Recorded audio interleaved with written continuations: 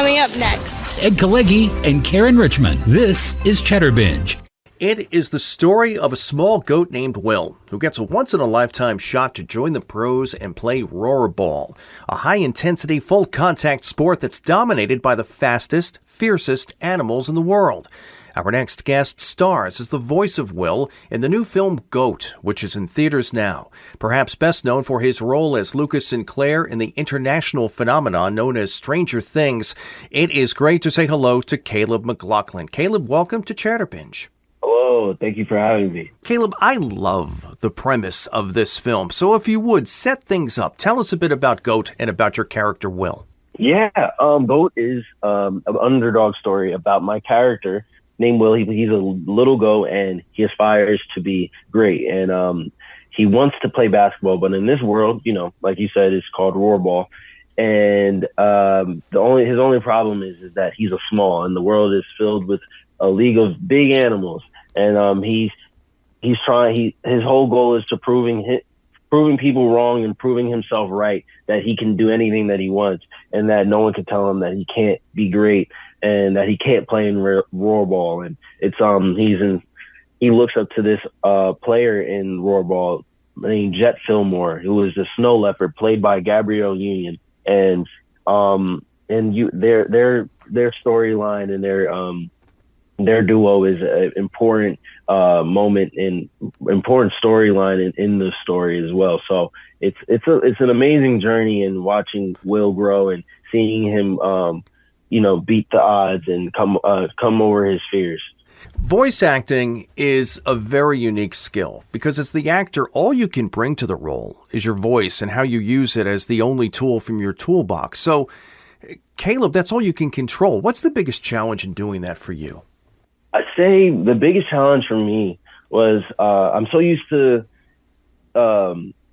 showing my acting through my facial expressions and physicality, and I didn't have that, and I wasn't able to use that, so I had to compensate that for just all voice, and I had to understand for my character what that was, like what his tone was, what was his laugh, what was his favorite quotes, and I wanted to make sure his voice was identifiable, even if they were watching the film, if they looked away at their phone for 2 seconds, they knew who was talking and speaking on screen. So I think understanding and being consistent with my character's voice, and that was the challenge I had to face. I would imagine it heightens all of your senses as an actor, doesn't it? It does. It definitely does. It definitely works that muscle. Yeah. So what is it about this story? Because the story itself is just very compelling and it's very identifiable. What is it about the story of this film, Goat, that you feel will appeal to people most? I would say the underdog story. I think because Will, when you watch the film, you see where he starts from, and then where you see where he ends in the film is very inspiring. And where he goes through is the people that supports him, his friends, and who he is and his heart. And I say Will is one of my favorite characters that I play because of his heart. He's in his mind. He has I would say a goat mindset to where he doesn't allow people that he loves or even the people that don't like him to tell him who he is. You know what I mean? He has a lot of love and heart for everyone, but he knows deep down in his heart that he's great and that he matters and that what he wants to do in his life, he can. And he doesn't allow anyone to tell him he can't do it. And I think that's what's so special about him. And I feel that a lot of people in their lives feels like they're the underdog story and have people around them to tell them they can't or can do or whatever, whatever it is. Yeah. And I feel like this story will inspire them in whatever field they want to be in, either it being a basketball player or not. So I think that's what is so great about Will's trajectory in the story. Yeah, Will's story translates to a lot of different things in life. Steph Curry is a producer and a voice actor on Goat, and you also worked on Shooting Stars, yes, which was produced by LeBron James. You never again have to pay for a ticket for an NBA game, do you? Oh man, hopefully I don't have to check in with my PR and ask them if I had the connections, if they would let me. I don't know. Come on. Seriously, you're going to be at Celebrity Row at the Garden when you come to New York to watch the Knicks. When you go to Crypto.com Arena in LA to watch the Lakers, you know, you're not sitting up at the top anymore. You're down there. You're right in the front. You're never paying for another ticket for the rest of your life. And at 24, that is a good thing. And speaking of only being 24, you have done such a great deal in your career to this point. Films, TV series, Broadway, you act, you sing, you dance. Caleb, how important is it for a performer to be well-rounded and extremely versatile in what they do?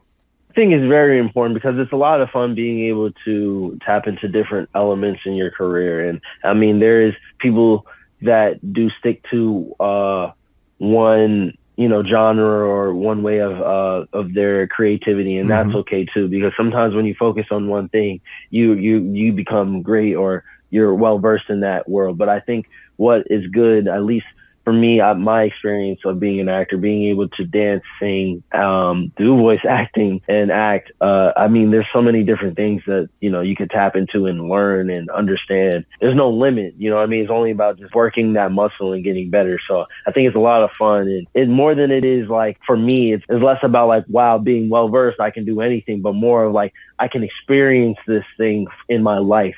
And it's something I can talk about, something that I can find that I like even in this experience with GOAT, like my very first time, I mean, not my first time voice acting, but curating this character over 2 years and seeing how many different so many different ways of like figuring out like how Will would sound and what his thought process was and becoming this character. And that was a fun process that I can say I had.